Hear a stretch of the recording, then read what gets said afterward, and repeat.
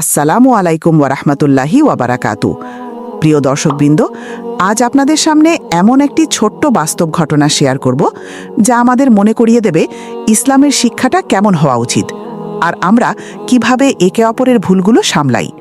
প্রিয় দর্শক, চলুন মূল গল্পে যাওয়া যাক। সময়টা মাগরিবের নামাজের। মসজিদ ভর্তি মুসল্লি, শান্ত পরিবেশ। ইমাম সাহেব ধীর স্থির কণ্ঠে তিলাওয়াত করছেন। টুন টুন করে ফোনের রিংটোন বেজে উঠল। আজান বা তিলাবাতের সুর নয়, বরং একেবারে হিন্দি বা তেলেগু টাইপের কোনো গান। সবার মনোযোগ নামাজ থেকে সরে যেতে লাগলো। ইমাম সাহেবের তিলাওয়াতেও খানিকটা ছন্দপতন দেখা গেল, কিন্তু আশ্চর্যের বিষয়, গান থামছেই না। মনে হচ্ছে রিংটোন বন্ধ করতে মালিকের সময় লাগছে। কিছুক্ষণ পরে ফোন অবশেষে বন্ধ হলো। নামাজ শেষ হওয়ার পর কতগুলো গম্ভীর মুখ একসাথে এক জায়গায়, চোখ রাছানোর মতো, কটাক্ষ, কেউ কেউ ফিস ফিস করে কিছু বলছে। আমি কৌতূহলী হয়ে একটু উঁকি দিলাম। দেখি বয়স্ক কেউ নয়, বরং 18 থেকে 20 বছরের এক যুবক। গায়ে সাদামাটা গেঞ্জি, প্যান্ট, হাতে ব্যাজ টাইপ কিছু। চেহারাটা একেবারে কাচুমাচু, মাথে নিচু করে আছে। মনে হচ্ছে মাটির নিচে ঢুকে যেতে পারলে ভালো হতো। দোয়া করার ভান করছে, কিন্তু আসলে চারপাশের কথা কিছুই শুনছে না। চোখে মুখে স্পষ্ট লজ্জা আর অপরাধ ভরে ভরা। দোয়া শেষ করে ইমাম সাহেব মাইকে কথা বললেন। যদিও আমি সাধারণত নামাজ শেষে কিছু বলি না, তবে আজ কিছু বলা জরুরি মনে করছি।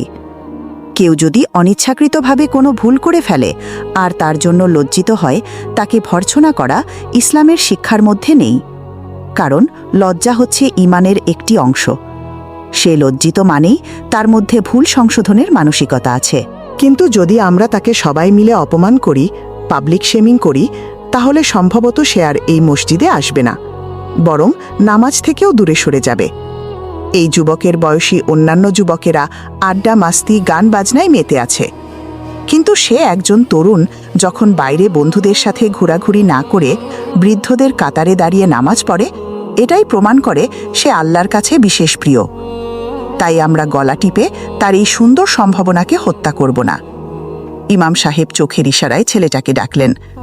তারা কয়েকটা কথা বিনিময় করলেন, আর আমি দূর থেকে দেখলাম ছেলেটা ধীরে ধীরে হেসে দিল। হয়তো এই হাসিটাই ছিল তার অন্তরের বোঝা নামার মুহূর্ত। প্রিয় দর্শক, এই ঘটনার শিক্ষা খুব স্পষ্ট।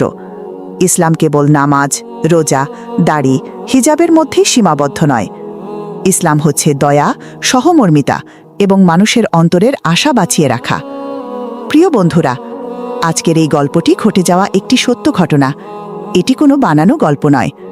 এই গল্পটি সবার মাঝে শেয়ার দিয়ে সবাইকে জানার সুযোগ করে দিন এবং আমাদের চ্যানেলটি সাবস্ক্রাইব করে দিয়ে সাথেই থাকুন। ধন্যবাদ। সবাই সুস্থ থাকবেন, ভালো থাকবেন। আসসালামু আলাইকুম।